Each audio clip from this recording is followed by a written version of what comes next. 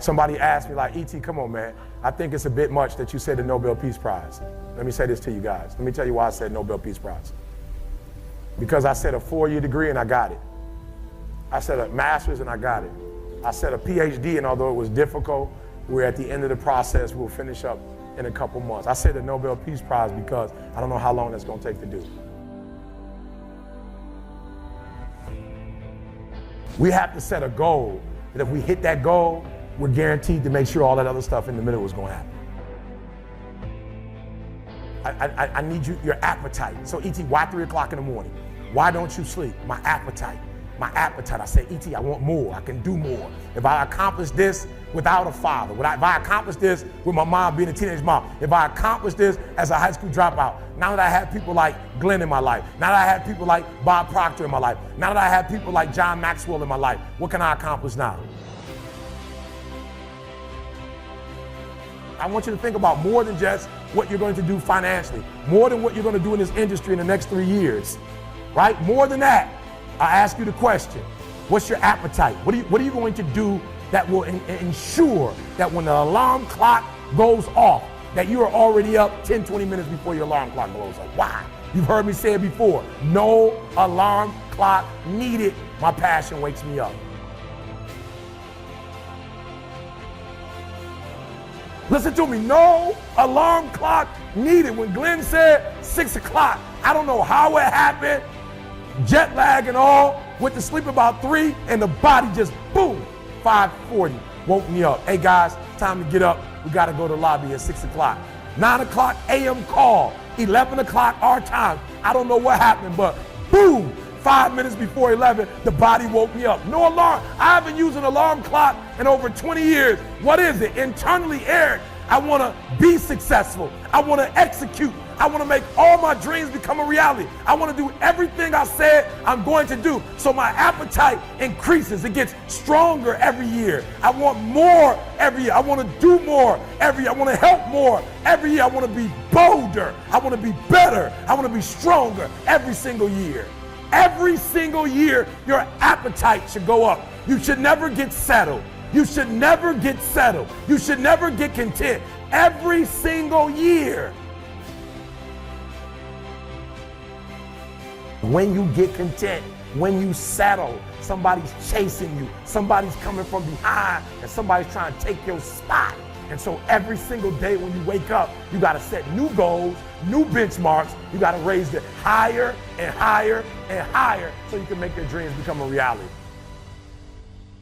You have to be successful before you can ever be successful. Some of you caught me, some of you didn't. You have to be successful from within first before you can ever be successful in terms of the public eye. You can never make a lot of money until your habits are there that dictate you deserve a lot of money. You can never be really ripped until your habits are there that you deserve to be really ripped. It's the most universal law in physics. Every action has an opposite and equal reaction. So you're expecting a reaction, but what's the action?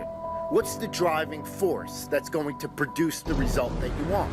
You have to give with your energy, your effort, your sweat equity. Whatever your material that you possess, you need to leave it out in the environment. Create a beneficial footprint in some way, shape, or form if you are ever going to receive something. Michael Jordan used to say that he didn't compete with other people on the basketball court. If he did, he would have never been the person that he eventually became. He used to say that the standard that he set for himself was such a ridiculous standard that no one could ever live up to it. That his work ethic was just in the direction of competing with what he was capable of. Not the today version, not the yesterday version, not the tomorrow version, but what he was capable of. And what you practice during your private time, you will be rewarded for in the public eye. You are capable of so much more than you could ever imagine. Your capabilities need to be raised in terms of, your standard needs to be raised in terms of what you are producing today, what you're going to produce tomorrow, that you're going to say to yourself, I'm going to do more in a half hour. I'm going to commit more to myself than most people commit during 8 hours of work. That I'll get more done in that time. And then I'm going to work 10 hours with that pace. And then when I get home, I'm going to walk the dog because I have energy. That just comes to me. I'm capable of that. Then I'm going to wash the dishes. Then I'm going to go make my bed, clean my room. Then I'm going to go read. Then I'm going to go back to the gym. Then every single meal is going to be right. And when I'm in the gym, I'm not going to stop when the first sign of lactic acid comes in and I get that fatigue, because that's a limitation of what I'm capable of. That 10 reps, I'm not going to set that limitation. I'm going to start counting when it hurts. And I'm not going to stop until I literally cannot do it anymore. You need to raise the standard of what you think is acceptable and unacceptable of yourself. What car do you want to drive? Do you want the best, or are you okay with mediocre? How much money do you want to make? Do you want to have a really fat cushion, or are you okay just getting by? Are you okay with being 15% body fat?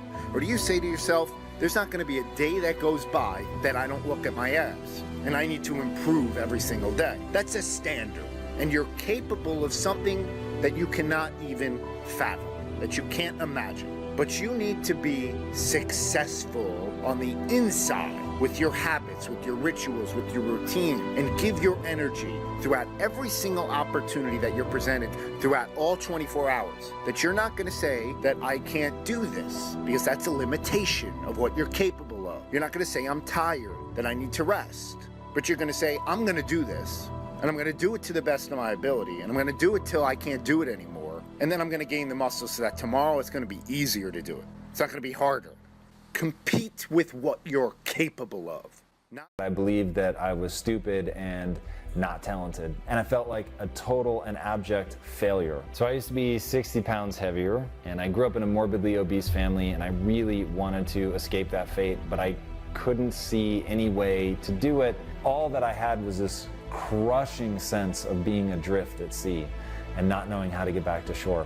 I could see the failure. I could see that I had no plan, that I no longer knew how I was going to get where I wanted to go. And I didn't believe that those were things that I could change about myself. They felt like a prison sentence, or if I'm honest, it felt like a death sentence. And it was coming to the realization that I wasn't talented that really forced me to look for a new mindset that would allow me to escape depression, because I was coming to the world with my hand out. And as long as I was coming to the world with my hand out, I was at the mercy of other people. And if I wanted to take control, I was going to have to get control of the resources. And in that was a desire to find another way to think about it, another way to think about myself, another way to think about talent, another way literally to think about everything. And I remember saying to myself, listen, pussy, stop asking yourself what the least you need to do is, and start asking yourself how much you can bear. I began to develop a growth mindset. I needed to believe that by working really hard, that I could get better at anything. And if that were true, then I just needed to buckle down. I needed to practice. I needed to get good. I needed to do the reps. I needed to put in the effort. I needed to be willing to break myself in half to get so good that people couldn't ignore me. The way to do that? Act. That's it. You need to get out there and do something. Right now, today, literally, stop this fucking video, and whatever it is, if you already have a passion, you are so much farther ahead than the vast majority of humankind. If you know what that thing is, get out and act. And by the way, if you don't know what it is, act. That's the only way that you're gonna find out. Go encounter stuff, go try things. It is in the process of action that you're gonna learn the things you need to learn. But if you've been thinking about starting a business, fucking start it. Like, actually build the product right now today. You will learn more, infinitely more, in the process of trying to create it and make it real than you ever will by watching videos, by thinking, by meditating on it, by taking notes. None of it compares. It's not even in the same universe as just going and doing it. One step is better than 100 hours of pontification. Running 100 miles an hour in the wrong direction is better than standing still. You'll learn something. So get rid of this notion that you're gonna end the day with a perfect record. You're gonna fail, you're gonna fuck up, you're gonna try 1,000 things, and 999 of them are not gonna work. But whatever you want, literally don't ask yourself who you are today. Ask only, who do you want to become? And then are you willing to pay the price to get there? Like, people are convinced that they shouldn't act until they have it all figured out. Fuck that. You should act right now today, no matter how chaotic your vision, no matter how chaotic your life, no matter how much you have going on already. You're working 2 jobs, 3 jobs, doesn't matter. Take an action today or you never will.